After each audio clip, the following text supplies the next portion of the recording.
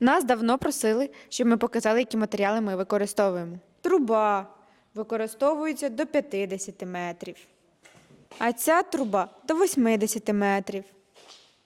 А ця труба до 100 метрів. Це фільтра використовуються для фільтрових скважин. Це пробки або заглушки. А ці труби великого діаметра для промислових насосів. Бентоніт використовується для запобігання обвалу породи. Це в нас насоси. Тут насоси, тут насоси і тут насоси. Це гідроакумулятор